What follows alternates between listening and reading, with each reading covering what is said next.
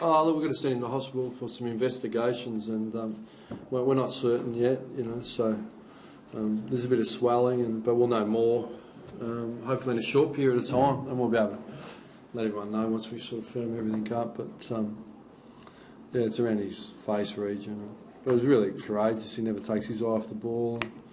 Set a real standard for the team today. He's been one of our best players. So you know, depending on what it is, we know he might be okay, but if he's not, we know it's a definitive period and you get back. So yeah, and he won't change the way he plays. He's just always on the ball, and you know, to do what he's done, to get back to his best form off significant injuries, is a real credit to him, and he's a real team leader. You know. Was that in that marking contest? That one? Yeah. Yeah. So purely in that collision, nothing untoward. No, it's a contact sport. Stuff happens. Stephen Hill came off late as well. Was he okay? Yeah. Look, I'll tell you what would be nice. I could be wrong, but I'm sure we played a game. So we're just going to the hospital ward. You know. So just your thoughts on the game? Yeah, from my end, I was really nervous coming here today. We see them as a real emerging team that's had some bad luck, who's copped a lot of criticism. And then, you know, you saw the forecast for the weather. We had a really tough one in Adelaide, and you saw, you know, the Swans yesterday poured. It's just a real grind in those sort of conditions. So on such a big ground, it makes everything really difficult. So the rain coming and potential for thunderstorms, I think we missed the bulk of it. So it was really greasy, difficult day. So coming here, but to walk away with the 4 points, and they're the best starting team in the AFL really. So we started quite well. Our intensity was up. I thought take 3 out of 4 quarters. We turned it over a lot in the second half, particularly the third quarter. We got a bit sloppy, and I just thought when we had real moments to put the game away, we didn't take them. So they were just at that gnawing distance. But I thought when they got to 19 points, the players lifted again. It was an emphatic response, and they kicked a couple of quick goals and sealed the game. So from there, it was just, to your point, hoping no one got hurt. So is it more yourself being even more defensive, the way it all started and panned out to stop their start, was it? Is even more defensive? Oh, well, no, I'm just saying that we want to play with intensity from start to finish, and they were really intense, and we know they're a good starting team, so we just want to make sure we could hold them quite well. We had a fair amount of entries, and then we dominated the second. Probably should have put more scoreboard pressure on, but we know that's a work in progress, and then they had a dominant third. So yeah, it wasn't to defend. It was come out and compete, because if you don't compete, they're really good at hurting you. How did you make a Tabern's debut? I thought it was really positive. I thought he looked at home, plenty of work to do, but he's got an enormous tank, runs and works, and I thought he looked fine at the level. I thought, you know, again, a credit to our recruiters, you know, list management, rookie, would have been second or third pick of the rookie, 6'5", come in and worked hard, and he's debuted, so I think it's our 4th debut for the year, I think, or 3rd, so yeah, it's really positive. Nat Fife, he looked like his class stood out in a wet day. How did you assess his game today? Yeah, I thought it was a really positive performance. No Monday. Yeah, so we've missed Fife. This time we've missed Monday. So he needed to stand up with the other mids, and I thought he did that. You know. Was Mondy's just a cautious nick in the calf? Yeah, on the real minor end. You know, he'll run tomorrow. He trained. We thought he'd play all week, and we thought we'd give it time. And yeah, so we're really optimistic he'll be ready for Geelong. But if he's not, there'll be no risk. Zach Clark was really good around the ground today. He must be delighted when he's called. Yeah, we're thrilled he's re-signed. Important, the way he's going about it, he's really stood up, and he's really helped our midfield improve their clearance work. So yeah, he's been really important. Yeah. So was Hill okay, just on what we asked earlier? Yeah. Did he come back on? No. Yeah, sometimes you just get a knock, you lose a little bit of strength, and you come back. He's fine. Yeah, he'll certainly play next week. No issue. Yeah. What did you make of Ryan Crowley's job on Brett Harvey? Thought it was really effective. Did a good job. Certainly, it was on from the first bounce to the last bounce, and that's fine. That's what happens. Daniel, was there a feeling amongst the players that every possession you got in space today, given the conditions, had extra emphasis on it, having to use it well to make sure you do Excuse me. We were aware that it was going to be a wet day and just play wet weather footy, get it, kick it long, and just try and score and then hold them. Or if you don't score, hold it in. Didn't see particularly bruising in that opening term. There was a lot of time.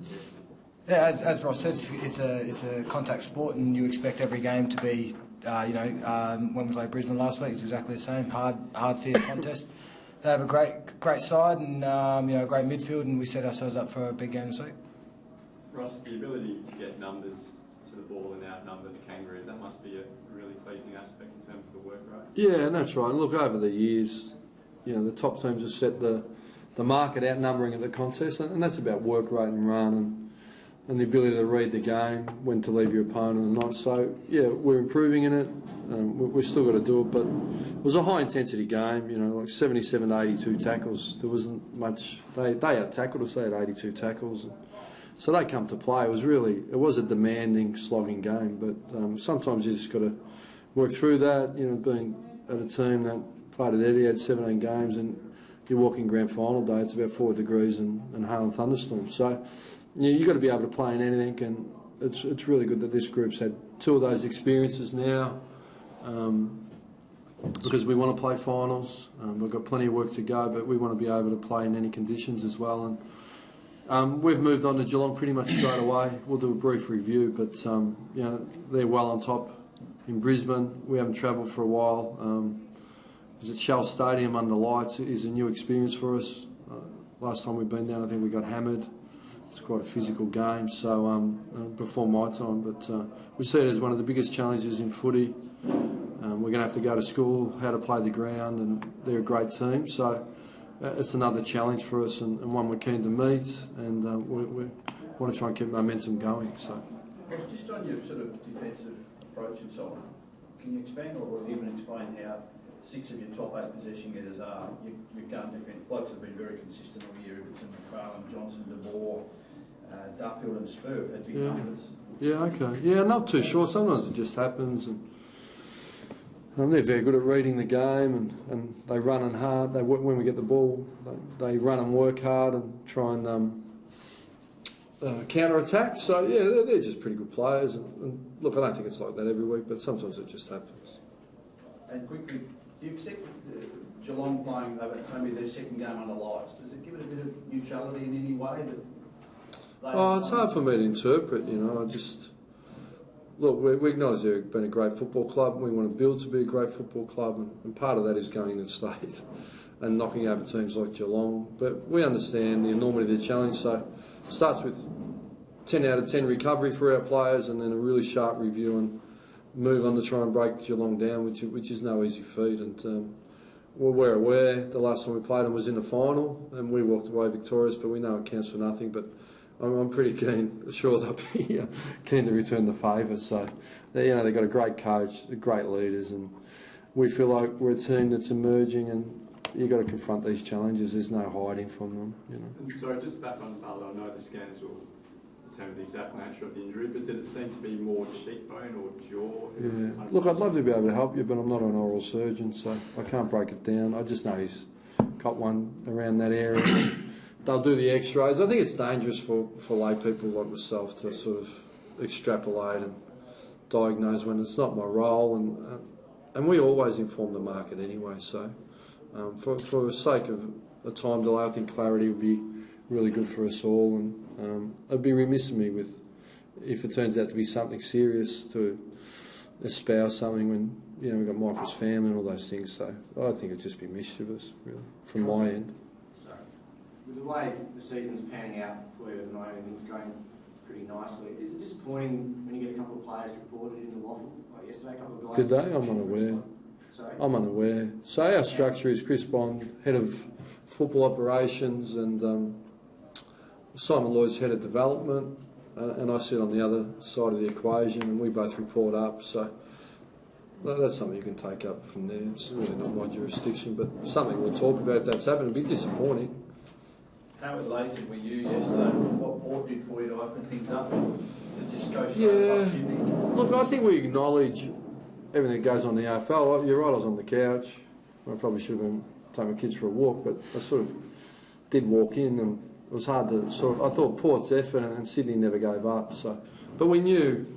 Look, it was a definitive. To answer your question, if it was the last round and it meant we won and we went to third, I'd be over the moon. But what we know is there's an enormous amount of hurdles to jump. So we know it's transitional, 1 week in, 1 week out. Let's all look back and review at the end of the home and away. But it is nice to keep winning. Thanks, guys.